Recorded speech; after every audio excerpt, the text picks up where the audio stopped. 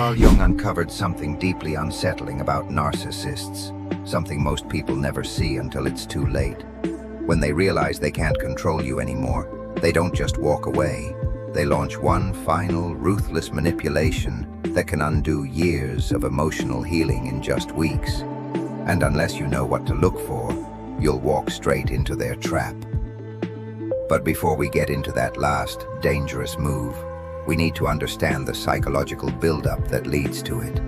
Jung believed that a narcissist's greatest fear isn't abandonment or rejection. It's the moment when the person they once controlled becomes mentally stronger than them. In his work on the shadow self, Jung explained how narcissists project their own hidden weaknesses onto others to maintain a sense of superiority. But the moment you start healing, setting boundaries, and no longer playing their emotional games, something shifts. Jung called this shift the power inversion crisis. And what happens next might shock you. You see, narcissists don't just crave love or admiration, they crave control. They seek out people they can feed off emotionally. Jung said they operate from what he called an inflated ego, a mindset where they constantly try to dominate others to avoid facing their own emptiness. When you were vulnerable, confused, or desperate for their approval, you served their needs perfectly. You were their emotional fuel.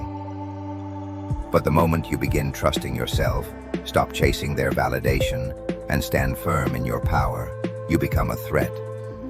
And that's when they bring out the tactic Jung warned us about. According to Jung, narcissists will turn to psychological projection warfare when they start losing control. They go beyond gaslighting or playing the victim. Instead, they launch an attack on your individual growth, your path to becoming your true self. And here's how they do it. They begin targeting the very strengths you've worked so hard to develop. Where they once mocked your weaknesses, now they criticize your progress. Jung explained this shift clearly. When your inner strength is the main thing stopping them from controlling you, they'll try to make you ashamed of it. They might say things like, "You've really changed, and not for the better. You used to be so thoughtful. Now you're just selfish. Success has gone to your head. You think you're better than everyone." But here's the truly disturbing part Jung identified. This isn't random criticism. They're strategically attacking the exact parts of you that you're proudest of, healing. If you've learned to say no, they'll call you cold.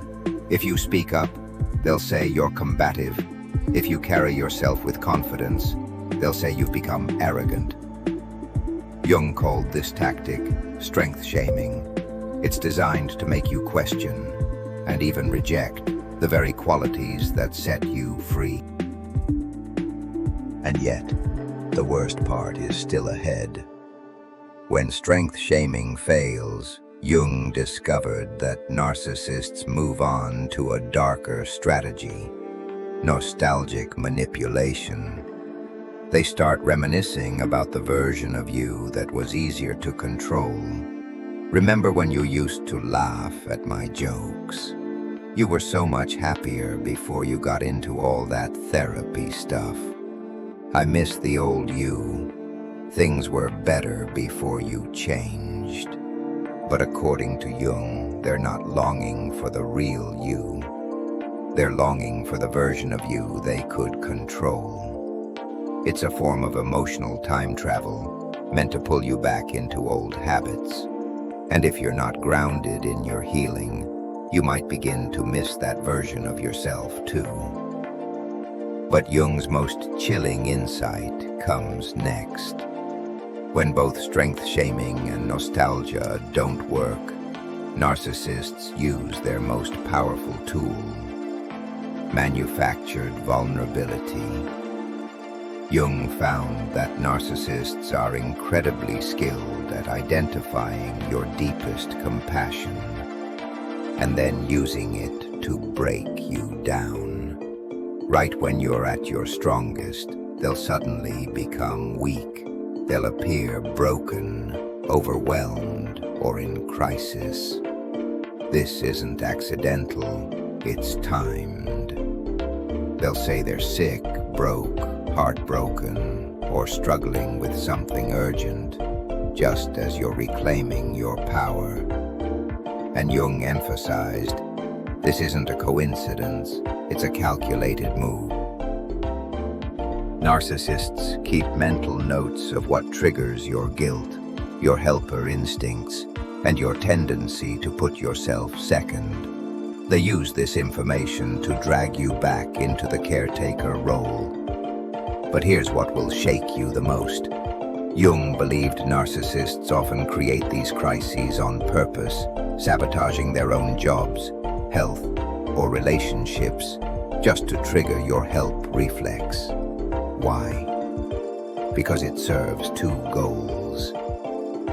One, it pulls you back into emotional servitude.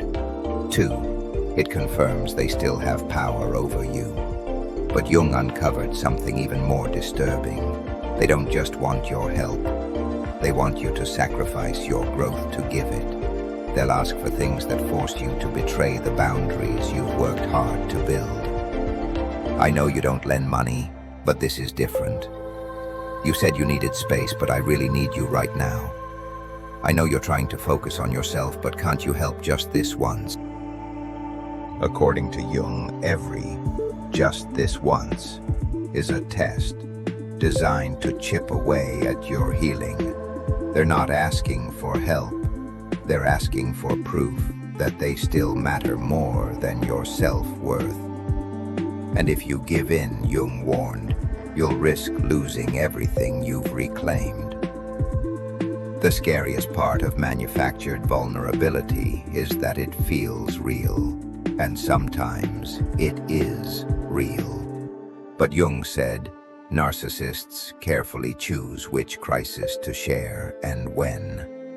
They have other people they could call, other options they could use, but they come to you because they know you're the one most likely to give up your power to save them. So how do you protect yourself? Jung said the answer lies in something called differentiated compassion. You can care about someone's pain without feeling responsible for fixing it. You can support someone emotionally without sacrificing your own well-being. He once wrote, "The privilege of a lifetime is to become who you truly are."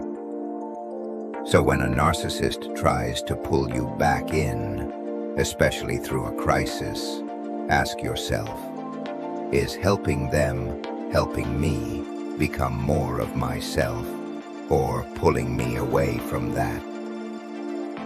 Jung's final insight on narcissists will change the way you see them forever. They don't fear rejection. They fear your strength, because it reminds them of the growth they've refused to pursue.